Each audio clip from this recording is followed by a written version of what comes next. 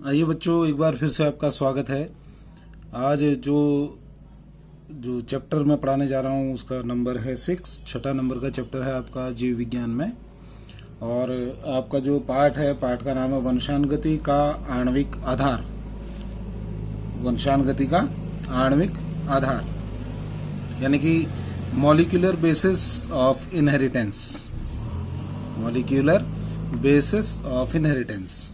Inheritance में यानी वंशानुगति में आपको पता है कि वंशानुगति का मतलब होता है कि एक पीढ़ी से दूसरी पीढ़ी में लक्षण किस प्रकार जाते हैं, इसे हम वंशानुगति कहते हैं। तो यह वंशानुगति आणविक आधार मतलब अणुओं के आधार पर यह किस प्रकार से संभव है, किस प्रकार से अणु जो होते हैं वो लक्षणों को एक पीढ़ी से दूसरी पीढ़ी में ले जाते हैं। तो यह हम यहाँ पढ़ेंगे। तो पूरे जो केमिकल्स जो सिस्टम होते हैं हमारी बॉडी के अंदर, वो सारी चीज़ें इसके अंतर्गत हम पढ़ेंगे, जैसे डीएनए, आरएनए। तो डीएनए आरएनए पढ़ने से पहले जो इम्पोर्टेंट चीज़ जो हमको सर्वप्रथम जो हमें यहाँ प्रकृति से प्राप्त हुई वो है न्यूक्लिक अम्ल। क्या है वह? न्यूक्लिक अम्ल है। न्यूक्लिक अम्ल ये है कि असल में वाल्डेयर जो थे, वाल्डेयर ने 1888 ने प्राणियों की कोशिका के केंद्रक में पाई जाने वाली धागे जैसी संरचनाओं को इन्होंने देखा। ठीक है, कोशिकाएं होती हैं, प्रत्येक सजीव जो है कोशिकाओं से बना होता है और कोशिकाओं में केंद्रक पाया जाता है। तो उन केंद्रकों में कुछ धागे नुमा संरचनाएं देखी। किसने? वाल्डेयर ने। ठीक है, तो इन्होंने वाल्डेयर ने इनको नाम दिया क्रोमोसोम, यानी कि गुणसूत्र नाम दिया। ठीक है, ऐसे जो वेंडन है 1889, ये भी एक जीव वैज्ञानिक थे। इन्होंने गुणसूत्रों को आनुवंशिक लक्षणों का वाहक कहा। गुणसूत्रों का पता तो बताया वाल्डेयर ने, और वॉन वेंडन जो है 1889 इन्होंने कहा कि गुणसूत्र आनुवंशिक लक्षणों के वाहक होते हैं। किसने बताया? ये वॉन वेंडन ने बताया 1889 में। ठीक है, तो इन्होंने न्यूक्लिक अम्ल जो है ये जब ये जब धागे नुमा संरचनाएं खोजी गई और इनको क्रोमोसोम कहा, तो बाद में जब जानकारी देखी गई, जानकारी ली गई, तो इसको बाद में न्यूक्लिक अम्ल नाम दिया। इसमें जो है स्वीडन के एक जीव रासायनिक साइंटिस्ट थे फ्रेडरिक माइशर 1869 इन्होंने क्या किया, कुछ पस कोशिकाओं के केंद्रक से एक फास्फोरस की अधिकता वाले पदार्थ की खोज की। एक पदार्थ इनको मिला, एक पस कोशिकाओं से एक फास्फोरस की अधिकता वाले पदार्थ इनको मिला। इन्होंने इसे न्यूक्लिन नाम दिया। इन्होंने सीधे इसको न्यूक्लिक अम्ल नहीं कहा, इन्होंने इसको क्या नाम दिया? न्यूक्लिन। ये काम किसने किया? फ्रेडरिक माइशर ने। ठीक है, अब इन्होंने देखा कि इस जो पदार्थ है इसकी अम्लीय प्रकृति है। ठीक है, इस पदार्थ की अम्लीय प्रकृति होने के कारण फिर एक साइंटिस्ट और आए, अल्टमान 1889 ने। इनको अल्टमान ने न्यूक्लिक अम्ल नाम दिया। फ्रेडरिक माइशर ने इसको न्यूक्लिन कहा। ठीक है, और चूंकि इनकी जो प्रकृति थी वो अम्लीय थी, अम्लीय होने के आधार पर अल्टमान ने जो ये न्यूक्लिन था इसको अल्टमान ने क्या कहा? न्यूक्लिक अम्ल कहा, यानी कि न्यूक्लिक एसिड कहा। ठीक है, ऐसे ही कोसेल 1893 थे। कोसेल इन्होंने क्या किया, इन्होंने कुछ समय बाद न्यूक्लिक अम्ल की रासायनिक संरचना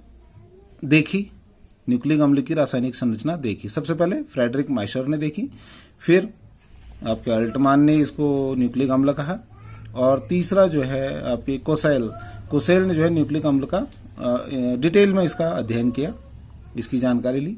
ठीक है, तो इन्होंने इसमें जब डिटेल अध्ययन किया तो इन्होंने बताया कि यह जो न्यूक्लिक अम्ल है इसमें कुछ विभिन्न अलग अलग पदार्थ पाए जाते हैं, जिसमें जैसे कि नाइट्रोजन क्षार क्या होते हैं मैं इससे पहले आपको बता चुका हूं। नाइट्रोजनस बेस ये एडेनिन, ग्वानिन, साइटोसिन, थायमिन, और आपका जो आरएनए है उसमें थायमिन की जगह यूरेसिल होता है।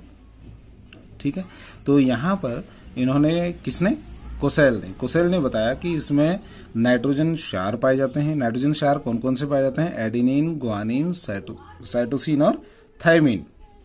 और आरएनए में यूरेसिल। इसके अतिरिक्त इसमें फास्फोरस अम्ल पाया जाता है, इन्होंने बताया, किसने, कोसेल ने बताया।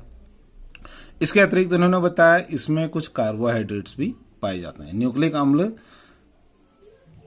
फ्रेडरिक माइशर ने खोजा, इसे न्यूक्लिन कहा, ठीक है। और इसके बाद अल्टमान ने इसको न्यूक्लिक एसिड कहा, अल्टमान ने इसको न्यूक्लिक अम्ल कहा, ठीक है।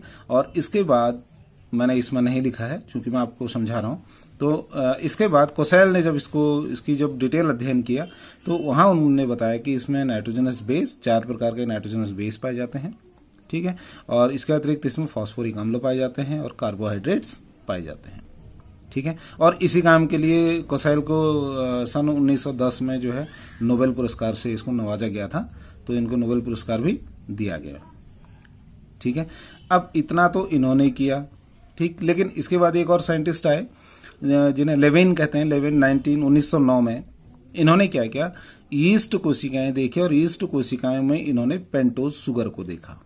पेंटोज शुगर जो ऊपर इन्होंने, जो कोसेल ने कार्बोहाइड्रेट कहा, वो कार्बोहाइड्रेट यहाँ जो है लेविन ने देखा वो पेंटोज शुगर था, ठीक है। यह पेंटोज शुगर जो है किसने देखा, लेविन ने देखा, ठीक है। और 1929 में उन्होंने केंद्रक के न्यूक्लिक अम्ल की जो पेंटोज शुगर यानी 5 कार्बन शर्करा है, इसमें एक ऑक्सीजन का अणु कम पाया, एक में ऑक्सीजन अणु पाया और एक में एक ऑक्सीजन अणु जो है कम पाया, ठीक है। तो इन्होंने देखा, किसने, लेविन ने देखा कि इसमें पेंटोज शुगर भी है। पेंटोज शुगर में कुछों में जो 5 कार्बनिक पदार्थ शुगर है, पेंटोज शुगर है, उसमें कुछों में एक ऑक्सीजन का अणु अधिक था और कुछों में एक ऑक्सीजन का अणु कम था, ठीक है। तो इस आधार पर इन्होंने जो न्यूक्लिक अम्ल थे इनको 2 पार्ट में विभाजित किया। न्यूक्लिक अम्ल को 2 भागों में इन्होंने विभाजित किया।